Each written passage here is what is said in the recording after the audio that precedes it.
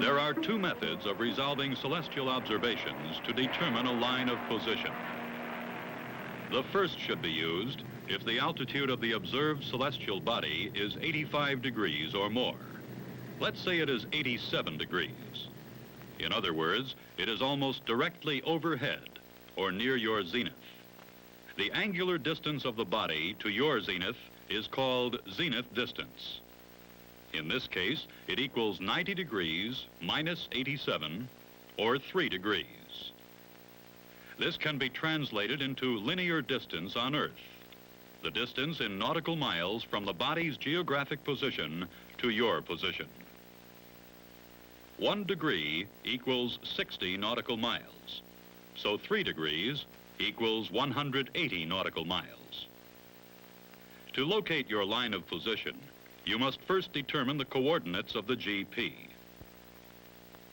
The GHA and declination of the celestial body can be found in the Air Almanac. They can be translated into latitude and longitude of the GP on Earth. You then locate this point on your chart. With your dividers, you can measure off 180 nautical miles.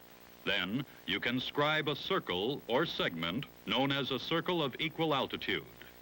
This becomes a celestial line of position. You are somewhere on its circumference. To get a fix, you must take at least one more observation of a celestial body, preferably 2.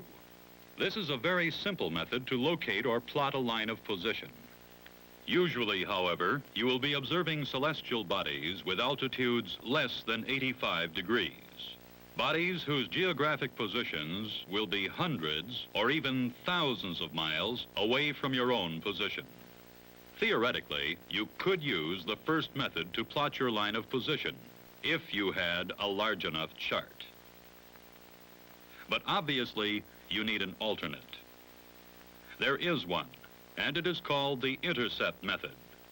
As with the first method, it may begin with an observation with the sextant to determine the sighted altitude, or HS, of a celestial body above the horizon, and a notation of the date and Greenwich Mean Time of the observation.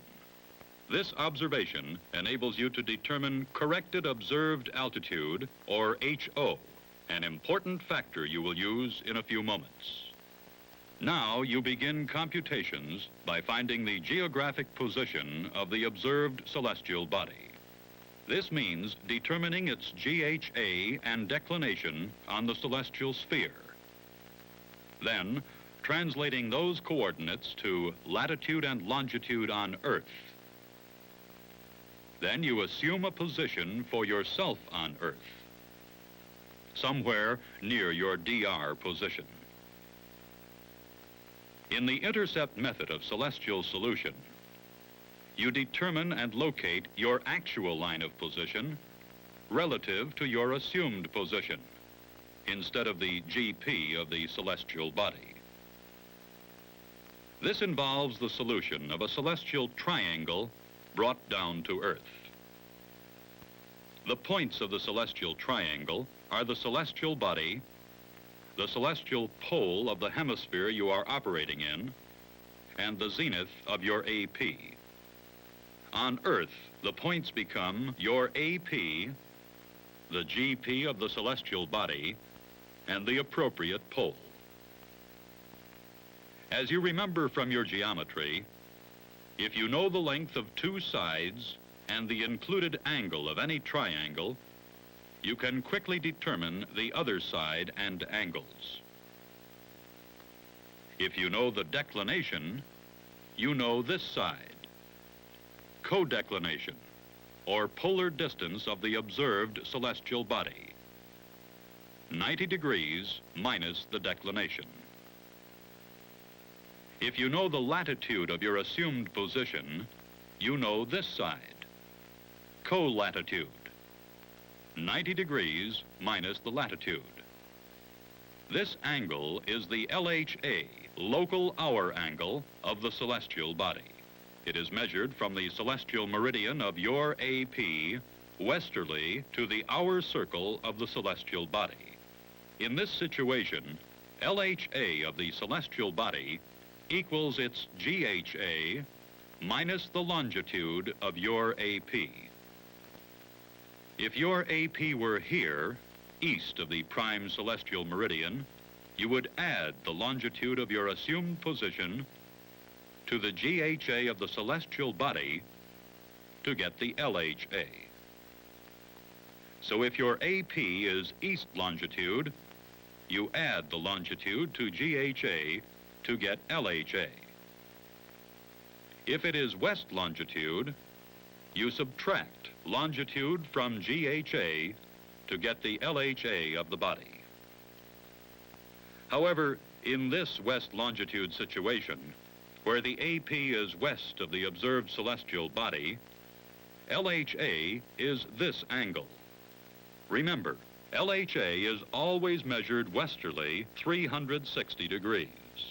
In this case, you can compute LHA by taking the GHA of the body, adding 360 degrees, then subtracting the longitude west of the AP. The remainder is LHA of the celestial body. But back to the first AP we considered and the solution of its celestial triangle. Most of the computations have been done by mathematicians who have created tables designed for three inputs: LHA of the celestial body, whole degree of latitude of your assumed position, and declination of the celestial body.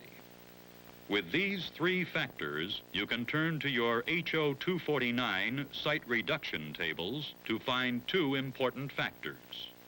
First, the computed altitude, called HC, from your assumed position to the celestial body.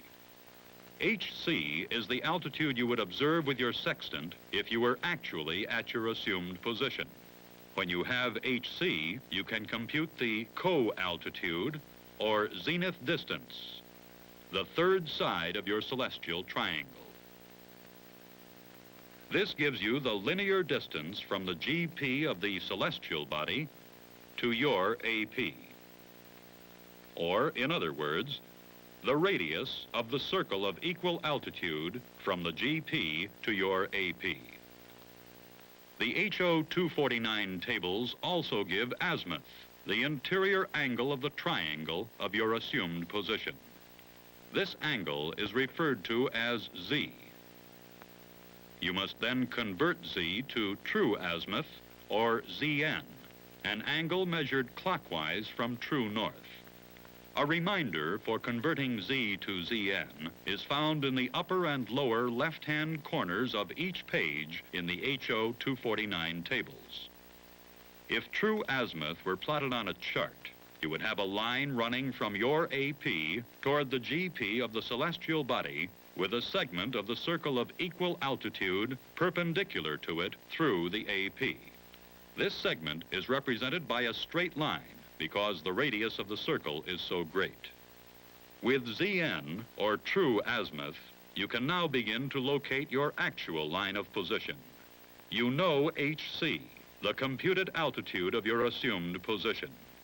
You also know HO, the corrected HS, or sighted altitude of your actual position.